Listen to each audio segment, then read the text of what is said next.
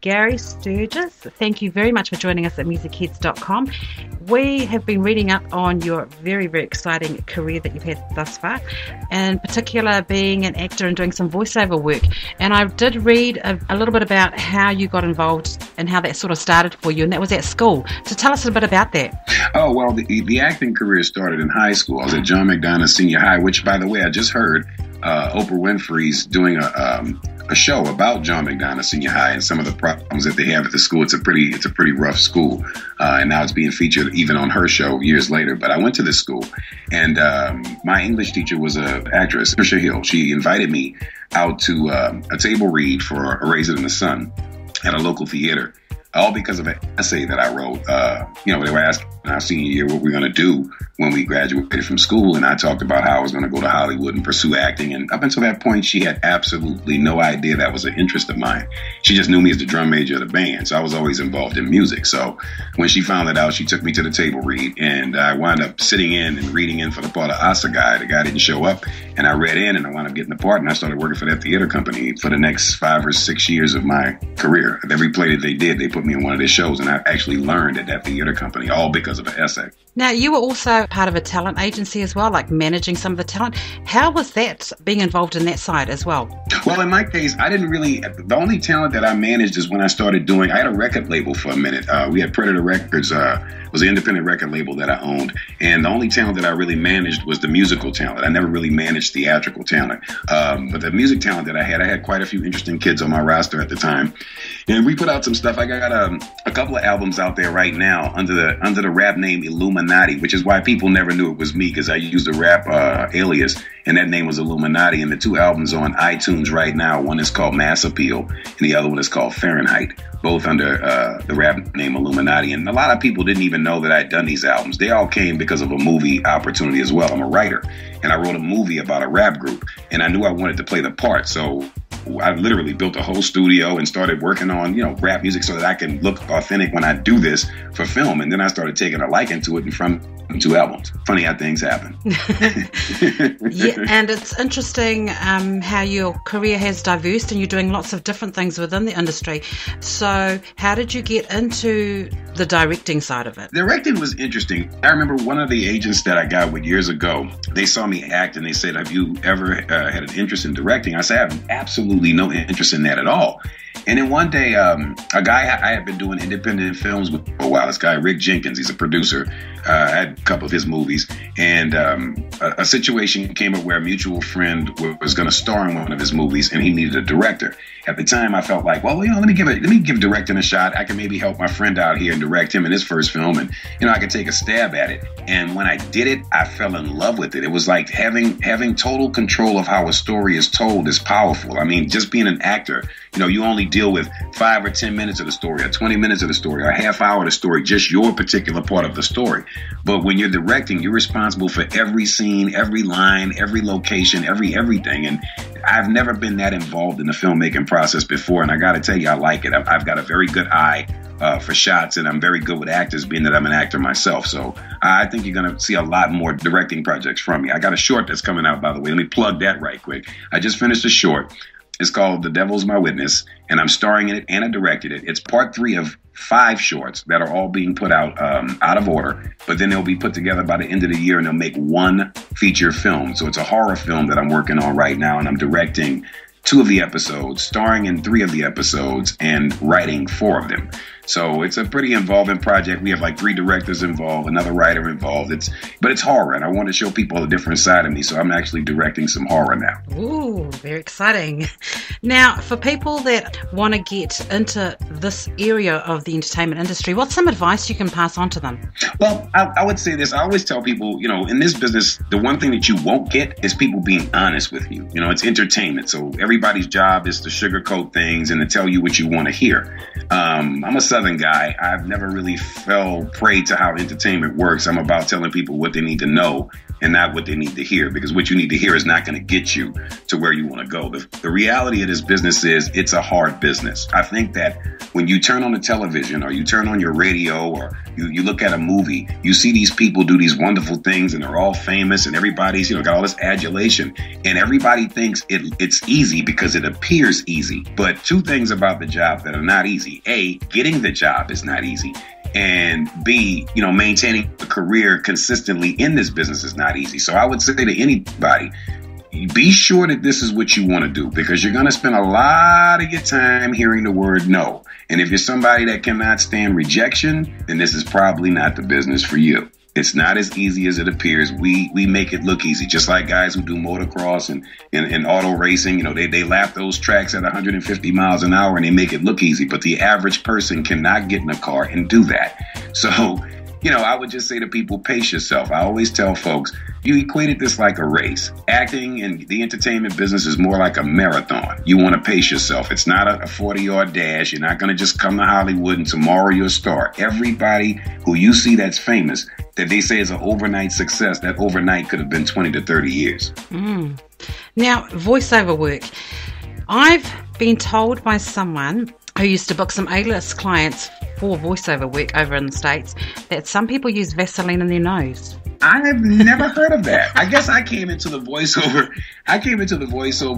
world a little different. I was very naive when I came in. I came in as an actor who just saw voiceover scripts as scripts. I never really knew the technique of how voiceover worked and all of that. I just read them like I would read any script. I got very fortunate, and for 8 years I was the voice of a network called UPN, which is a major network in the States. I voiced every show from when they started with Homeboys in Outer Space to when they ended with Girlfriends, and that was 8 years of promoting over 60 or 70 shows on this network. And that is probably the best training I ever got in the voice world, because after doing promos, animation started coming in, and I started getting a lot of commercials. So the voiceover business has always been very lucrative for me. I would never ever shun voiceover. That's another thing I tell actors: find other things that you could do to make money in the business. Voiceover is another viable way to make money when you're not being seen on screen. It doesn't mean that you still can't be working in the business. So I would also suggest to actors that you look at other things in the entertainment business that you may have a skill set to do. If you got a great voice, try voiceover. It pays well. You're dealing with advertising dollars, and advertising dollars go a lot further than entertainment dollars. Ka-ching, definitely. Okay, highlights. Could you name one highlight for you? To me, I think every time I book something, I think it's a highlight, and they all feel exactly the same to me, because it just validates that you're doing the things that you're supposed to do. So I think my highlights are always the opportunities that I actually get to land. Every one of them is an equal highlight to me. Now, you've had the opportunity to work on some of the Tyler Perry movies. So how was that for you?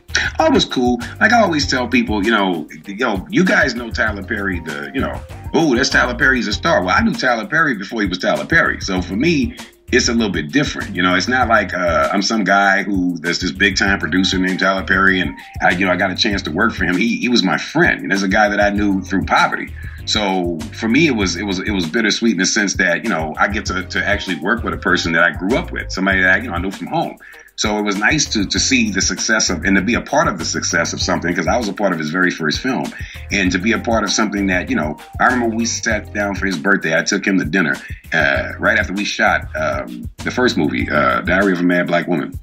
And I told him, I said, this is going to be really, really big, man. And I just appreciate that, here it is, the start of your career as a filmmaker, and you involved me in it. And I really appreciated that. So it was nice to have the opportunity to work with a friend. So that's always been a blessing for me, because I wouldn't know Christ if I didn't know that dude. So, he took me to church and got me saved. So I got nothing bad to say about him. Now, we do something in Muzicheadz called the uh-oh moment. Do you have an uh-oh moment? I sure do. I've got several, but the one that sticks in my mind the most, I shot a movie called Pride with Terrence Howard and Bernie Mac. And on the very first day of shooting, I have to do a scene, which is the last scene in the movie, where Terrence Howard and I have a fight, and he tries to drown me in the pool.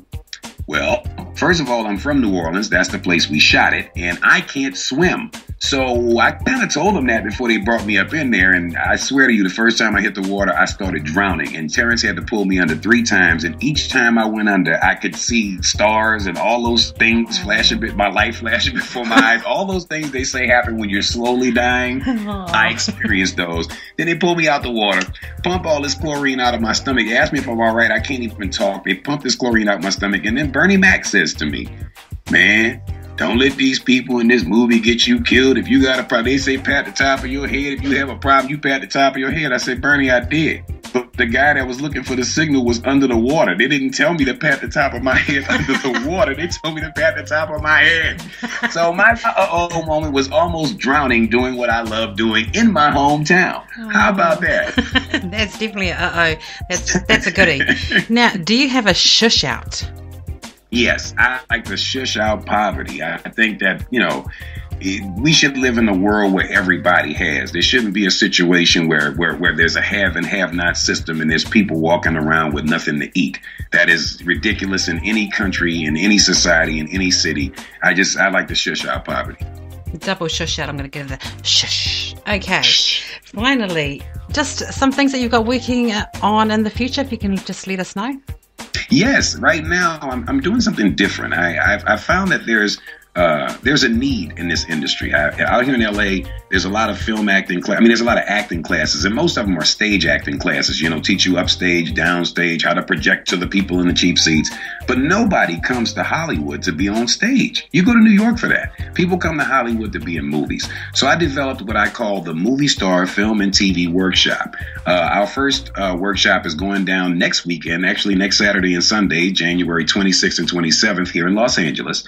And our workshop is a mobile workshop. We're then going to New Orleans for the 9th and the 10th of February. And the week after, the 14th and 15th, we'll be in Houston for All-Star. So we're taking our workshop on the road. And the focus of our workshop is to teach people how to get past the audition process. See, in Hollywood, you can't book a job. If you can't book a job, you won't work. So why are we focusing on the work when you'll never get to the work if you cannot book the job?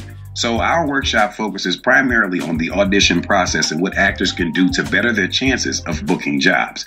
And there's a need for that. I've taken quite a few workshops in my day, and most of them have been about technique, this technique and that technique, but none of them are teaching you how to get the job. And ultimately, actors just want to get the job. So we have a movie star workshop. And like I said, our first one is January 26th and 27th in Los Angeles. People can go to our website. It's www.celebrity.wix.com/movie stars. I'll make sure I send you the link so that you can have it. But I think that if people go to this, they'll find out we've got 20 cities in America that we're going to do. And every other day, a new city is being posted. So if you're somewhere in one of the cities that we're coming to, we'd love to train with you. So check us out. Oh, that's something we could work on maybe for an international thing, that you can bring your workshop through to New Zealand and down under. Oh, I would love that. I mean, it's a mobile workshop. We like to bring it anywhere because, universally, auditions are the same no matter where you go. People are looking for folks to hawk their products or to be in their movies or, to talk about their businesses. And the audition process is the same no matter where you go. Everybody's looking for the right person for the job. And we just want to show people how to paint yourself as the right person to those casting people. Thank you, Garry Sturgis, for taking time out of your busy schedule to talk to us. We wish you the continued success in your career, and hopefully at some stage we will catch up and get updates from you to find out what you've been up to. Thank you so much, and I totally appreciate your time as well. Hey, this is Garry Sturgis, and I am kicking it with Muzicheadz.com.